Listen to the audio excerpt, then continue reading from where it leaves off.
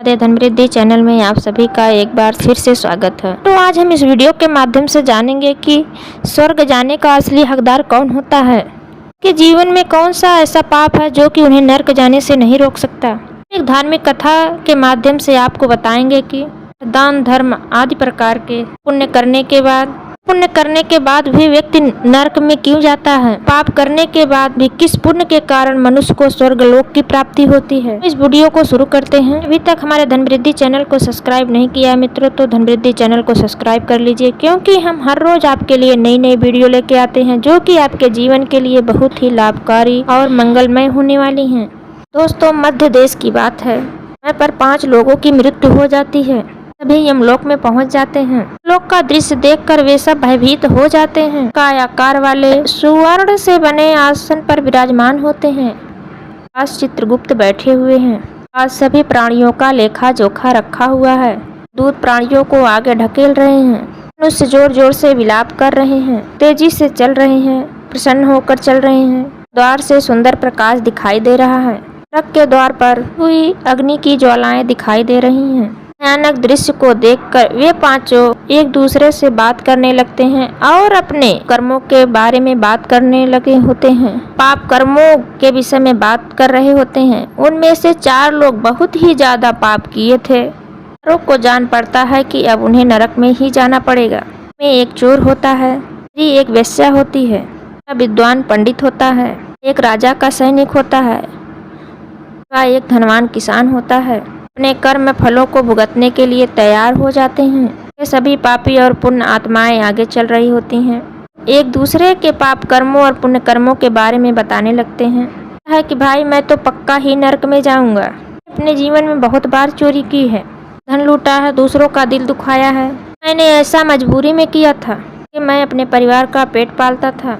कोई व्यक्ति काम नहीं देता था। पता ने मेरे भाग्य में यही लिखा था। यही इसलिए मैं इन 4-5 में से सबसे बड़ा पापी मैं ही हूँ।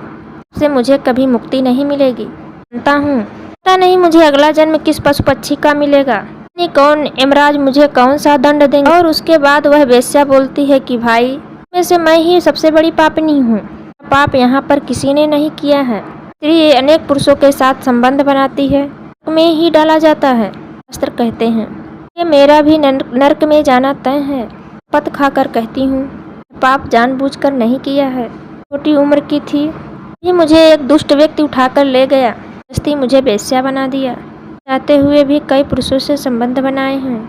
हमारे जीवन में जीवित रहने के लिए बस यही एक उपाय बचा था, तो क्या करती। इतनी भी शक्ति नहीं थी कि मैं उससे लड़ सकूं। पाप के कारण मुझे इस जन्म में वेश्या बनना पड़ा और ना जाने मुझे अगले जन्म में किस पशु के रूप में जन्म लेना पड़ेगा। तो यह जान पड़ता है कि मैं पक्का नरक में ही जाऊंगी। के बाद वह वन सैनिक बोलने लगता है कि हे भाई, सबसे बड़ा पापी तो मैं ही हूँ। बहुत बड़े पाप किए हैं। सिपाही था, इसीलिए मैं लोगों पर जोर जबरदस्ती करता था। कितनों का प्राण ले लिए हैं।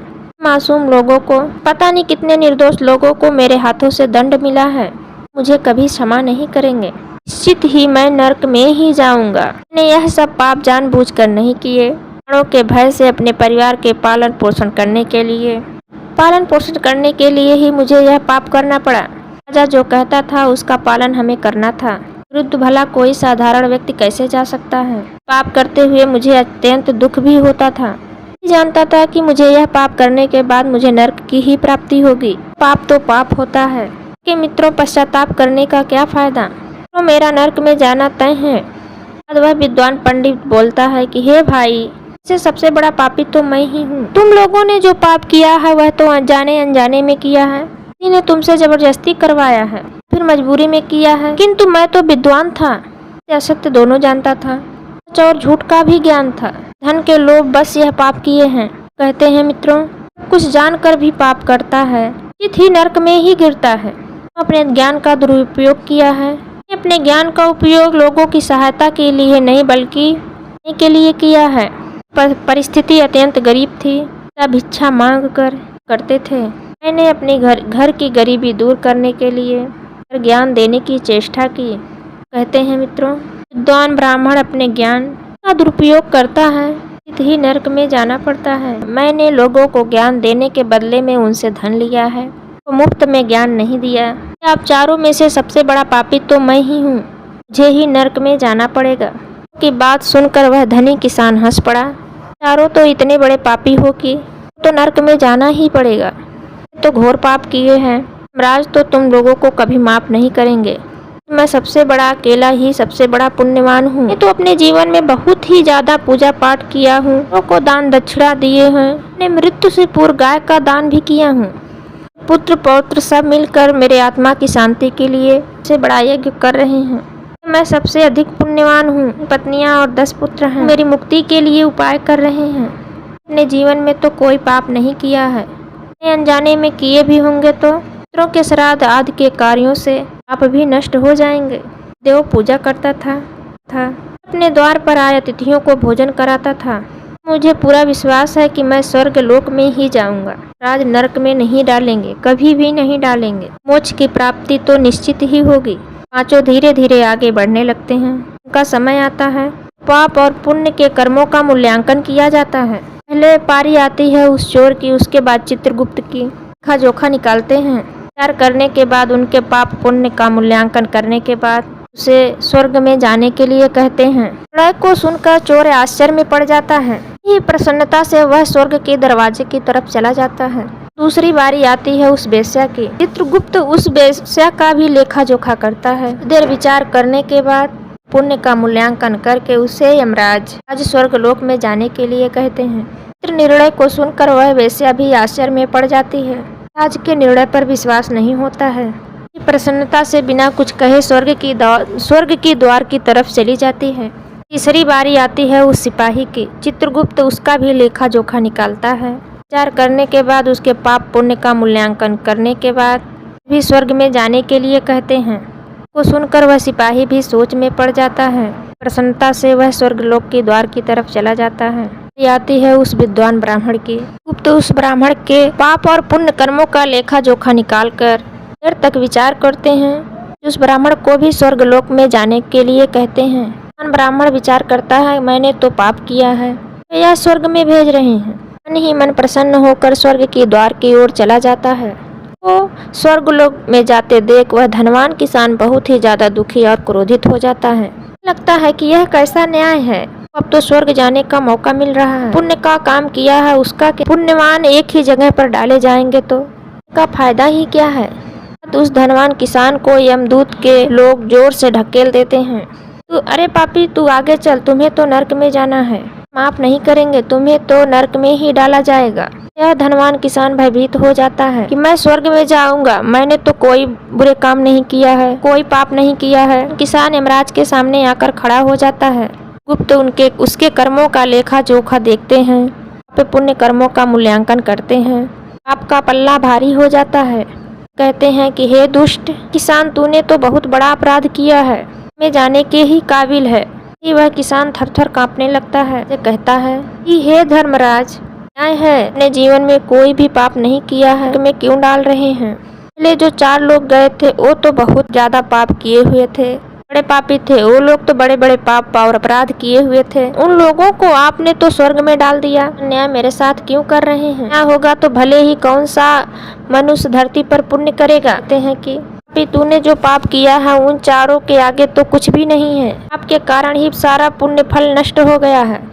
पाप नहीं किया होता स्वर्ग में जा सकता था।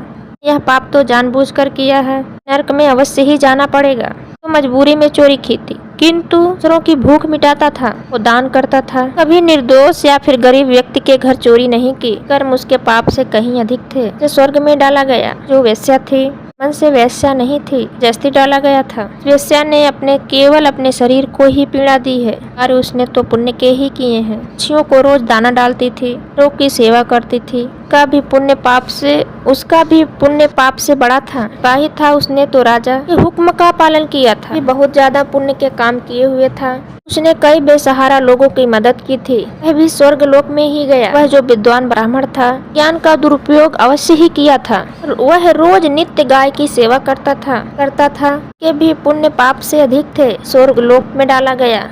वह धनवान किसान बोलता है कि ने जो भी पुण्य किए हैं 4 से ज्यादा किया है। कौन सा ऐसा पाप किया है कि मुझे नरक में भेजा जा रहा है। हैं कि हे दुष्ट, तूने उस अपला विधवा नारी पर गलत लांछन लगाया था, घर पर चोरी की है। मामा उसके ऊपर तूने अन्य गलत लांछन भी लगाए थे और व्यभिचारिणी कहकर राजा ने उसको सत्य समझकर उस अबला विधवा नारी को मृत्यु दंड दे दिया था। मनुष्य ब्रह्म हत्या, चोरी, पापी आदि अनेक प्रकार के घोर पापों का प्रायश्चित करके मुक्त हो सकता है। दूसरों पर गलत लांछन लगाने पर प्रायश्चित नहीं है। जो भी व्यक्ति दूसरों पर लांछन लगाता है उस व्यक्ति का कोई भी प्रायश्चित नहीं होता है। व्यक्ति पर गलत आरोप करता है कर भी दूसरों के ऊपर झूठ का लांछन लगाता है तो सबसे बड़ा पापी है।